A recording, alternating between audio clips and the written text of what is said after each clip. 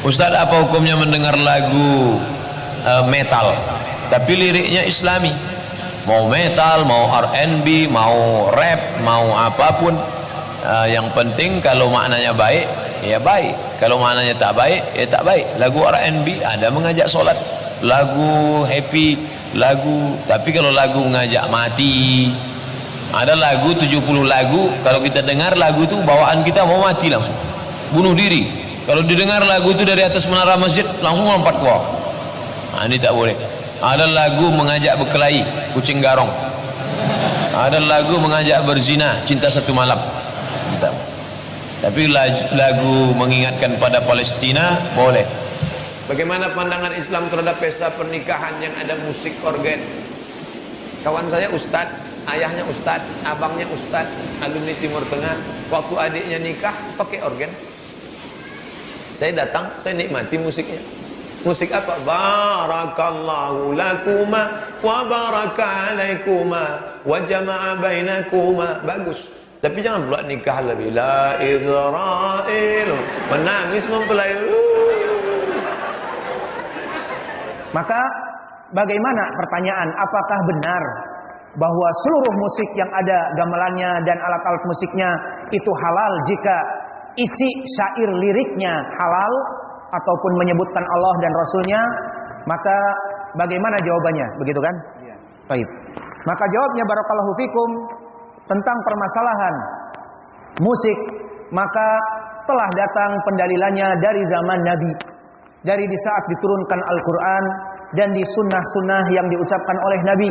Maka tidak butuh lagi kepada pemikiran-pemikiran manusia. Maka di dalam ayat Al-Quran telah datang di dalam surat Luqman, Allah berfirman, wa minan nasi man yashtari lahwal hadits liyudilla an sabilillah bighairi ilmin. Maka di dalam surat Luqman ini, wa minan nas man yashtari lahwal hadits, dan di antara manusia ada yang membeli ucapan-ucapan yang melalaikan. Untuk apa? Di sini disebutkan oleh Allah liyudilla an sabilillah. Lam yang masuk kepada liyudillah, lam apa i'rabnya? Lam as-sababiyah. Maknanya mereka membeli lahwal hadis, ucapan-ucapan yang melalaikan, liyudillah an sabilillah, agar mereka menyesatkan dari jalan Allah Azza wa Jal. Maka ayat ini jelas sekali dari segi makna. Apa maknanya? Di antara manusia ada yang membeli ucapan-ucapan yang melalaikan, yang tujuannya agar mereka jauh dari agama Allah, dan diambilnya alat-alat yang melalaikan ini dari alat-alat musik dan juga suara-suara dari para pemusik untuk menjauhkan dari jalan Allah dan untuk menyibukkan dan melalaikan waktu-waktu mereka. Ini konteks dari ayat. Kalau kita hanya sekedar mengambil konteks ayat, maka semua orang dan kelompok firaq ad-dhalah pun beristidlal dengan ayat Al-Quran. Namun apa bedanya kita dengan kelompok-kelompok yang lain? Kita ini bermanhaj salafi, ahlu sunnah wal jamaah. Kita mengambil pemahaman as-salafus saleh. Kita melihat siapa yang mentafsirkan dari para sahabat tentang ayat ini. Alhamdulillah, jika kita rujuk kepada kitab tafsir seperti Imam At-Tabari di dalam tafsirnya, dan juga Imam Ibnu Abi Syaibah di dalam musannafnya, dan Abdul Razak di dalam musannafnya, banyak dinukilkan tafsir-tafsir dan juga dari ucapan-ucapan athari salaf. Maka alhamdulillah telah diriwayatkan oleh Imam At-Tabari dari tafsir bahkan Ibnu Abbas. Datang tafsir Ibnu Abbas dari berbagai jalan. Pertama dari jalan keluarga dari Al-Aufiyah, silsilah Al-Aufiyin yang sanadnya dhaif, disebutkan berkata Ibnu Abbas, makna wa minan nas man yashtari lahwal hadits, makna di antara manusia ada yang membeli ucapan-ucapan yang melalaikan, maka dikatakan ucapan yang batil wa huwal ghina. Maka mereka membeli ucapan-ucapan yang batil, yang buruk, yaitu bermain musik, membeli alat-alat musik dan juga menyewa alat-alat musik dan menyewa penyanyinya sekalian, al-mughanniyah. Maka mereka mengundang ke rumahnya ataupun di lapangan dan sebagainya. Maka ini yang diinginkan dengan ayat, kata Ibnu Abbas. Maka tafsir Ibnu Abbas di sini datang dari berbagai jalan. Diriwayatkan yang pertama oleh Imam At-Tabari dari silsilah Al-Aufiyin yang dhaif. Namun datang dari jalan yang lain dari Atha ibnu Sa'id an Sa'id ibnu Jubair an Ibni Abbas. Jalan ini pun dhaif dikarenakan Atha ibnu Sa'id mukhtalif, sudah pikun. Namun dari dua jalan ini saling menguatkan. Dan ini datang dari Ibnu Abbas dengan lafaz tadi menafsirkan bahwa makna ayat wa minan nasi mayastari lahwal hadits adalah mereka mengambil alat-alat musik dan mereka menyewa dari pemain-pemain musik serta penyanyi al-mughanniyah untuk melalaikan mereka dan mereka membelinya. Ini tafsir dari sahabat dengan sanad yang hasan li ghairi. Dan ada dari sahabat yang kedua, tidak hanya Ibnu Abbas. Dan Ibnu Abbas saja sudah cukup selama sanadnya sahih. Tafsir yang kedua dari Abdullah ibnu Mas'ud. Keduanya ini adalah ulama as-sahabah di zamannya. Namun Ibnu Abbas lebih kuat karena dia jagonya tafsir dari para sahabat. Dengan dalil dia didoakan oleh Nabi. Seperti hadis yang diriwayatkan oleh asalnya adalah muttafaqun alaih, namun di riwayat Tirmidzi disebutkan Allahumma faqihu fid din wa 'allimhu ta'wila wa tafsira. Wahai Allah, keponakanku ini Abdullah ibnu Abbas, berikanlah kepadanya ilmu. Maka dia digelari dengan Bahrul Ummah. Dia adalah lautan ilmu di zaman sahabat. Di zaman sahabat digelari dia Bahrul Ummah. Dan didoakan wa faqihu fid din wa 'alimhu ta'wil wa tafsir. Maka luaskanlah ilmu tafsirnya. Maka ayat ini ditafsirkan oleh Ibnu Abbas dengan sanad yang sahih. Apalagi sanadnya sahih. Kalau dhaif kita tinggalkan. Sanadnya sahih seperti kami sebutkan tadi. Maka apa dikatakan bahwa adalah makna mereka membeli dari perkara-perkara yang melalaikan alat-alat musik dan menyewa para mughanniyah, penyanyinya. Dan yang kedua dikeluarkan oleh Imam At-Tabari dan Imam Ibnu Abi Syaibah di dalam musannafnya dengan sanad yang sahih dari Abdullah ibnu Mas'ud. Yang mana Abdullah ibnu Mas'ud sama ditanya oleh Nabi, ditanya oleh para tabi'in tentang ayat wa minan nasi mayastari lahwal hadits liyudilla an sabilillah bighairi ilm. Apa kata Abdullah? Wallah, dia bersumpah. Di sini perkara di saat sahabat bersumpah demi Allah, demi Allah, demi Allah. Di riwayat lain walladzi nafsi biyadi, demi jiwaku yang mana ada di tangan Allah, menandakan bahwa dia bersumpah. Tafsirnya itu adalah ini. Apa itu? Al-ghina. Tafsirnya adalah alat-alat musik dan nyanyian-nyanyian dari biduan-biduan ataupun biduanita. Maka ini tafsir dari dua sahabat yang sahih. Selesai dari pendalilan Al-Quran. Adapun pendalilan di dalam hadis juga banyak. Diriwayatkan oleh Imam Al-Bukhari di dalam sahihnya, namun mu'allaq. Dari sanad Hisham ibni Ammar an Sadaqah ibni Khalid, dari Abdurrahman ibni Yazid ibni Jabir, dari Atiyah ibnu Qais, hadatsana Abdurrahman ibnu Ghanam, dari Abu Amir, dari Abu Amir ataupun Abu Malik Al-Asy'ari. Ini sahabatnya, Abu Malik Al-Asy'ari.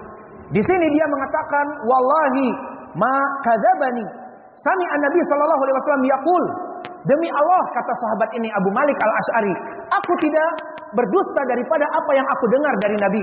Apa ucapannya? La yakunanna min ummati aqwamun, maka akan datang suatu zaman di akhir zaman seperti zaman sekarang dan yang akan datang setelah meninggalnya Nabi jauh, akan datang suatu zaman di mana kaum-kaum yang hidup pada zaman itu yastahiluna, mereka menghalalkan 4 perkara yang diharamkan oleh Allah dan Rasulnya. Pertama, al-hir, vagina, Mrs. V, diharamkan untuk berzina, dihalalkan sehingga digelari mereka sebagai prostitution dengan apa? Dengan PSK, dan bahkan dihalalkan di hotel-hotel tertentu di ibu kota, di kota-kota besar boleh. Maka ini menghalalkan apa yang diharamkan oleh Allah, telah ada. Dan yang kedua, al-harir, sutra. Sutra datang di hadis-hadis yang lain diharamkan kepada laki-laki dan dihalalkan kepada perempuan. Sekarang dijual untuk laki-laki, terutama orang-orang yang mempunyai uang banyak, diperbolehkan. Dan juga yang ketiga, al-khamr. Maka khamr bisa dibeli sekarang di mana-mana. Dan yang keempat, wal ma'azif. Definisi dari ma'azif adalah alat-alat musik, mulai dari gitar, mulai dari organ, mulai dari drum, mulai dari bass, mulai dari trompet dan sebagainya. Semuanya al-ma'azif diharamkan di zaman Nabi dan dihalalkan di zaman sekarang. Bahkan di pesta-pesta dan sebagainya dilakukan seperti ini. Maka hadis yang diriwayatkan oleh Imam Al-Bukhari di sini mu'allaq, disambung oleh Imam Ibnu Hibban dan juga disambung oleh Imam At-Tabrani di Mu'jamil Kabir. Adapun Tabrani menyambung dengan syekhnya dari Musa Ibnu Sahal, dan juga Imam Ibnu Hibban disambung dengan syekhnya Al-Husain Ibnu Abdullah Al-Qattan. Maka keduanya menjadi sahih. Bahkan di Imam Abi Daud disambung juga dengan sanad yang lebih tinggi, di mana tidak disebutkan dari Hisham Ibnu Ammar, tetapi dari Abdul Wahab Ibni Najdah haddatsana Bishr Ibni Bakar an Abdurrahman Ibni Yazid Ibni Jabir dari Atiyah Ibnu Qais dari Abdurrahman Ibnu Ghanam bertemu kepada sahabat dari Abu Malik Al-Asy'ari yang lafadznya sama. Maka hadis ini dikeluarkan oleh Imam Al-Bukhari mu'allaqan, disambung oleh Imam Ibnu Hibban dan Imam At-Tabrani dan Imam Abi Daud dengan sanad yang sahih. Maka hadis ini hadis yang sahih. Apa maknanya tadi? Suatu kaum di menjelang hari kiamat akan menghalalkan perkara-perkara yang haram. Dari 4 perkara, poin pendalilannya menghalalkan al-ma'azif, alat-alat musik. Maka ini hadis yang sahih juga. Dan di dalam hadis-hadis yang lain banyak juga yang lafadznya jelas, seperti diriwayatkan dari sahabat yang lain, seperti datang dari Ibnu Abbas, di mana Nabi Muhammad sallallahu alaihi wasallam dalam suatu hari dia menyebutkan sautan mal'unan, 2 suara yang dilaknat oleh Allah Jalla wa'ala. Yang pertama saut mizmar inda nikmah, dan yang kedua saut rannah inda musibah. Maka hadis ini datang dari Ibnu Abbas, namun dhaifun jiddan. Ada rawi yang matruk, ditinggalkan dari Muhammad Ibnu Ziyad, rawi yang matruk. Namun dengan lafaz ini telah datang riwayatnya sahih, diriwayatkan oleh Imam Al-Maqdisi di dalam kitabnya Al-Mukhtarah. Dari sahabat yang lain, bukan dari Ibnu Abbas, tetapi dari Anas Ibnu Malik.